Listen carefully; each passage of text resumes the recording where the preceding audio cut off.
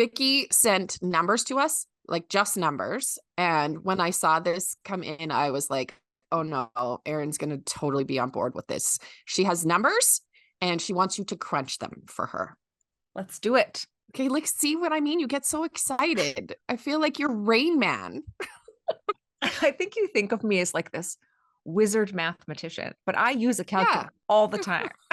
Like if you ask me my times tables right now, there will be a pause right about the six times tables. I had to learn to like numbers. I just wasn't good at them growing up. And I think that was part of this old belief I used to have that, well, if I'm not good at numbers, I must suck at money. And it allowed me to have this limiting belief about how money worked and stuff because I thought, well, I'm stupid when it comes to money. I had a math teacher who in grade 10, the only compliment he could give me was, you draw really good circles. That was his. That's Mr. Wood from Heller Composite High School. Oh no, look at you now. He was the kindest man. Honestly, he was the kindest man, but it just wasn't something that came naturally to me until I understood the concepts around money and how money actually worked and how cash flow worked. So I think what I represent is for people who maybe aren't necessarily like that analytical engineer type brain. I can help you become very wealthy when you understand how your behaviors and math work together. That's the most important piece. But I do love numbers because numbers don't lie.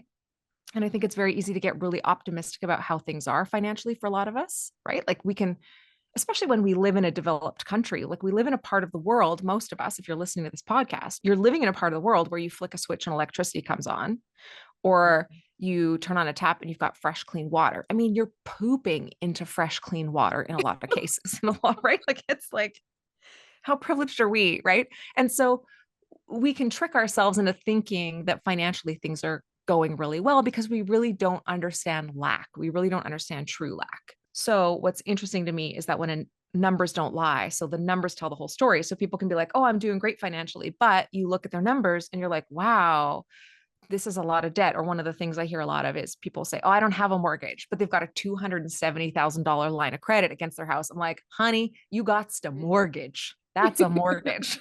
Right. So it's like when you start dating somebody, right? Like, when you first met Nick and he was wearing that lumberjack vest and he was gorgeous and funny and smart and charming. And now you know what his toots smell like.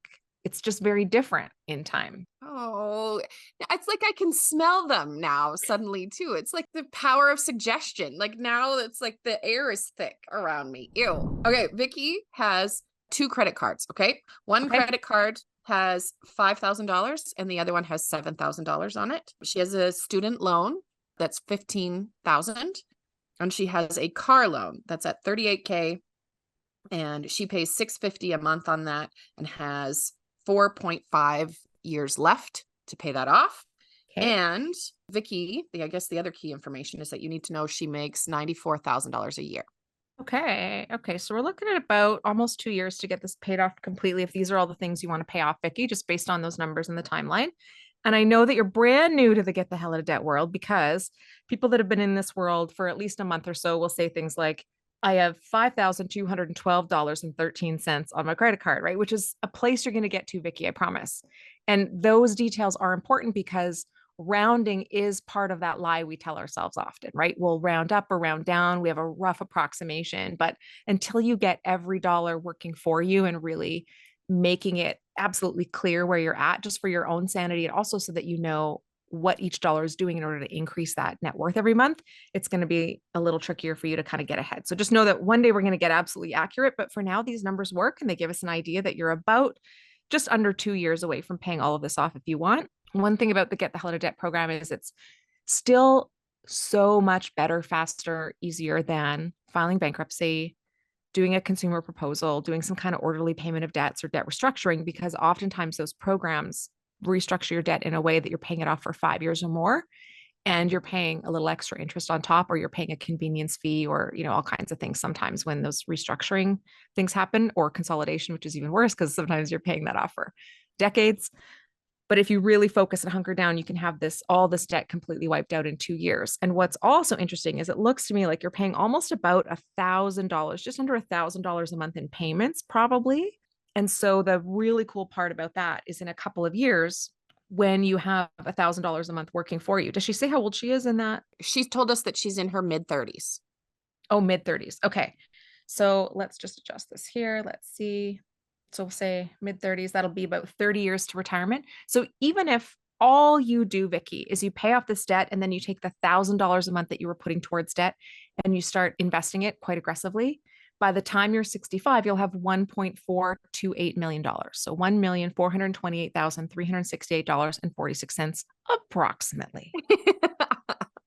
So that's the good news, is that you really have a ton of wealth building power here, even with your income. We just don't know about that right now because it's disguised in debt at the moment. Your debt is the thing that's preventing you from being able to build that wealth. So we really want to get really aggressive and pay this debt off. Now, you're going to have to decide which of these debts that you want to pay off, in what order you want to pay them off in. We're going to teach you that in phase 2 of the Get the Hell Out of Debt program. Of course, you can buy the book at the same time, or you can get it from the library. It sounds like you're kind of strapped here. So I'm not going to force you to pay $20 for something, though this $20 just turned into 1.4 million for you. So I do think the book has a pretty good return on investment. I'm just trying to make Keri laugh, Vicki. But what you need to know is that the very first thing that we need to do is we need to come up with a new way to pay for things, because it looks like we've been relying on credit and there just hasn't quite been enough to go around. So we're really going to do a couple of things first. We're going to get you to do a cash flow plan so that you understand every dollar that's coming into your life and you understand every dollar that's got to go out of your life. What are you obligated to? What's your rent or your, I don't know what your living circumstances are, but what do you have to pay in order to keep a roof over your head? What electricities or utilities do you have? What's your cell phone bill? All of those things. We need to know all of those details. We don't need to know. You need to know all of those details. And we need to figure out how we're going to pay for those using cash instead of credit. And oftentimes, Vicki, it means we have to go on a bit of credit card detox. Like, we're just going to take a break from using it for a while because it's really hard to really understand our cash flow plan when Visa and MasterCard are kind of picking up the slack. So we want to just not use them for a while. And this has not happened to Keri because Keri's been in love since 1874 with her husband and they've been together forever. But some of us, Vicki, on this podcast, went through a bit of a dating season in our 20s and we tended to date the same kind of guy over and over again. So we had to do what's called a dick detox. And we had to go quite a few months without dating anybody.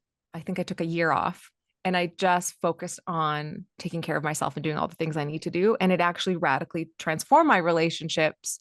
And I ended up finding a really great partner and all of that. But that had to come after the detox. So we're going to do the same thing with credit cards. What you're doing with penises isn't my business today. So we're going to just focus on the credit card detox for a while. Take a break.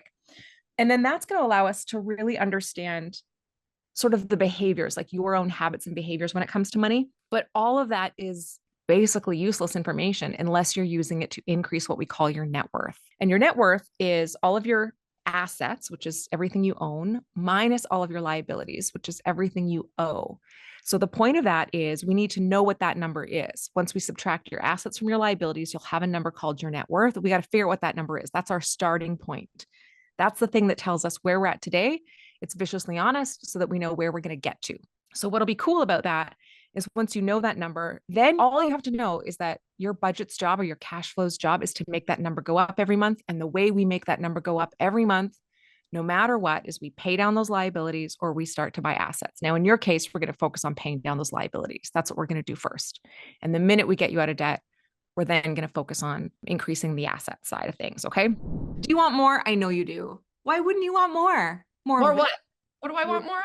More of this. Come hang out in the online course for Get the Hell Out of Debt. The link is in the description. You just got to click it, sign up, and we'll see you in there. So I don't know if she has any assets. Did she say in her email if she has any assets? Nope. Okay. Nope. We didn't get any of that information. Nope. And that's okay. We don't need them today because now you've got about 2 years here between now and the time you're debt free to learn everything there is to know about assets so that you can really start moving. Now, people will often say, should I wait to buy assets? The answer for that really does depend. If you've been investing and you understand investing, then no, we wouldn't have you wait. But if you know nothing, we really then would tell you to focus on what you do know, which is this debt, while you learn about the other thing, because we don't want to lose money on buying assets while we're in debt, because that's a double whammy. It's like getting hit in the throat and the crotch at the same time. You're KO'd, the opponent wins. Good job, Visa, MasterCard, right? So what a lot of people will do is they'll look at their debts. We're going to have you list them 4 to 5 different ways. Okay. So the first way would be we're going to list them in order of the largest interest rate to the smallest interest rate. You're going to list them all out. Then you're going to list them in order of smallest balance to largest balance. Then you're going to list them from largest payment to smallest payment. Then you're going to list them in the order of the one that pisses you off the most, right? You're going to pick the ones that you don't like. And then the last way we would have you kind of organize them is basically on the order that would allow you to have the credit score boost, which is which ones are going to get you to less than 30% utilization the fastest. So that depends on your limit. So your $5,000 card, if it has a $10,000 limit, it means you're at 50% utilization right now. You're only using 50% of the available limit. So that's pretty okay for the credit rating. But if you want to get it even higher, we got to get that credit card below $3,000 in order to boost that credit score. And then we would do the same for each of these debts. We'd get them under 30% and then we'd get them under 7% each. Now, let me just tell you about this method. Okay. Some people get super excited. And if you just felt your panties get a little moist when I was talking about this is the wrong plan for you. Okay. I don't know. That's the first time I've ever said something like that. That was horrible. Even as I was saying it, everything in my body was like, don't say it. And it just came out. And we're just off the rails today. Okay. But here's why. Is that if you get excited by that credit score, you're probably not ready for this whole process, because when we focus on making the lenders or the credit card companies happy, we are not focused on building wealth.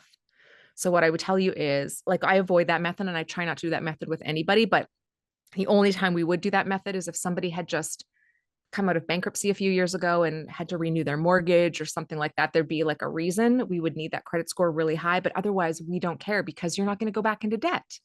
We're just going to avoid debt. So we're going to avoid that method for now if possible. Okay. So one of the most popular methods, and you could do this if you wanted, was pay off the $5,000 card first, because it's just easy and it's going to give you a big psychological win. So you could do that. And what that means is you take everything, like all of the money that you make every month, and you pay the minimums on all of those debts. So you pay the car payment, you pay the student loan payment, you pay the minimum on the $7,000 credit card, and then you pay the minimum on the $5,000 credit card. But now you put every extra penny that you can scrape together on that $5,000 credit card. And one of my really, really big loans, Vicki, I wouldn't even call it a loan. One of my very, very big liabilities when I was extremely in debt was I owed a lot of money to the government for back taxes from a big mistake that I'd made. And I don't want to say big mistake like I just forgot to file appropriately. Like there were a couple business partnerships that were happening and I wasn't paying close enough attention. I trusted an accountant I shouldn't have trusted and I wasn't paying attention. And I was hit with this bill that didn't make sense. And the government's like, too bad. We don't care. It's on your name. You're responsible. And it was so much money. It was 6 figures, more than 6 figures. And it was to the point where I was making, like, on this 6-figure debt, I would make like $7.12 payment some days just to make a payment towards it. And it would like not even cover the interest, but I just needed to know that I was doing everything in my control.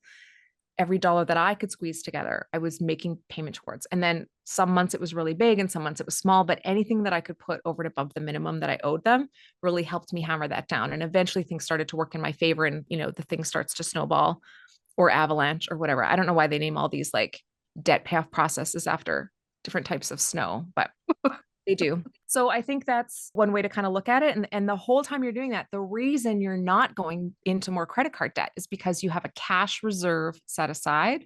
And we call that your quick and dirty. So before you start paying off all that debt, what you're doing is you're gathering up the equivalent of one paycheck, whatever that is for you. If you get paid monthly, it's a lot of money. If you get paid weekly, it's not as much. But it's one paycheck, whatever that number is for you, the equivalent of it, you've gathered up in cash. Now, we do that by getting really resourceful. We sell stuff that you're not using in your house. Keri's going to sell a crock pot. I don't know if you remember listening to that from a podcast episode a little while ago, right? Like that would go in her quick and dirty if she was in phase 1. If she was in phase 2, it's paying off debt. She's in phase 3. So we're going to make her buy an investment with it. But whatever it is, when you're gathering the money from that quick and dirty, you're putting it aside in a high interest savings account. And that now acts as your new credit card. So if you make a mistake on that budgeting, or if life hits you upside the head with something, you now go into that quick and dirty, you take that money out to cover what you need, and then you go back to paying minimums on everything. and you fill that quick and dirty up again. And we do that over and over and over again. And some people in the Get the Hell Out of Debt program, you'll hear them on the podcast in phase 3. They went in and out of that quick and dirty 7 times, 10 times over 2 years. It's okay. That's what it's there for. But it's like, we joke that it's like the credit card condom. It protects you from going and using those credit cards. It's the thing that stops you and gives you that moment of like, wait a second, I've got the cash. The mistake a lot of people make is they save up that quick and dirty, and then they love having that money because they haven't had it before and they don't want to spend it. So they'll go put money on their credit card, and the quick and dirty sitting there going, hey, over here, pay attention to me. I'm right here. So we have to really make sure we're doing things in that order. Now, of course, all of this is in the book for you, Vicki. So you can follow along there, or you can join the online program at getthehelloutofdebt.com. We are absolutely insane. Keri and I, we charge like $100 for this program, and it's lifetime access. Everybody tells us we're ridiculous, but we do it really because we love people, not because we're not getting rich off of people who have credit card debt. That's for sure. But the important thing to note is there are 3 ways to join, and you can do it by the registration, one-time fee, you're in, $99 for life. If you don't have enough, you can do pay what you go, or pay what you, what's the word? Pay what you can? Pay as you go. No, just pay. Yeah, pay what you can. What do we call it? I don't even know what we call it. Give us some money, okay? Just give us, like, send us $1 and then you're in. You're in. And then the third way, if there's absolutely no way that you can make it work, we want you in. We have people who are in phase 3 who've sponsored people. It doesn't cost you anything. You just request a sponsorship, and we'll find somebody who can get you in the program. They're happy to do it. Usually former grads. Sometimes grads come to us and say, hey, I want to sponsor 10 people into the program. And then we've got 10 sponsorships available, and it gets you in. What I will tell you is, if you can scrape even a little bit together, the people who pay something have the fastest and best results because they've got skin in the game, as they say. What is that saying from? For some reason, I always think of like football. Oh, do you? Like a pigskin.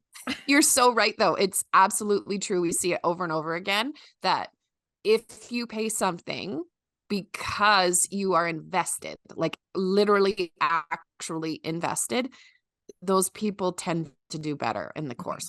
Like we've seen it over and over and over. However you show up, we just want you here. We want you to know we're supporting you. That car payment, 4.5 years, is a long time. So I would be tempted to save that for the end, but I would have a couple questions for you. Like, what kind of car is it? When is it going to, I said car like a Canadian. Did you hear that? What kind of car is it? Car. How many years left till the car runs out, not till the loan runs out? What's your plan for replacing the vehicle? Like all these kinds of questions, because that may help shape or mold the order which we pay stuff in. But the big key for you is going to be, once you commit to the order, you're going to stick with that order until the first debt is paid off. You can change the order later if you want to, but not until you've kept your word to yourself with at least the first debt. Then you can kind of reassess. And that's important because we're just trying to build our own personal integrity muscle. And then that helps us build our wealth muscle in the long run. So that's what I would do. That's like the quickest, fastest version of what I could tell you you would do in your circumstances. But of course, when you get into the work and you're doing the work, you're going to meet a ton of other people who've done a ton of really creative things. You're going to be totally inspired. And we're going to find a way for you to pay this off in 2 years or less so that you can build your wealth.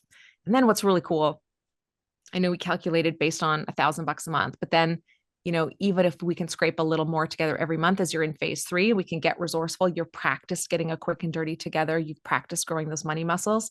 You're going to hit that 1.4 million so much faster, or you're going to build it so much greater. Okay. I have a pop quiz for you. Are you ready? Yeah. What is 6 times 8? Just a sec. 48. 6 times 8 is 48. See, the thing is, I figured it out. When it comes to just math, you don't know it. But if I said, what is $6 times $8? Oh yeah, $48. Yeah, that's exactly it. I shouldn't do the times tables. I should do the money tables.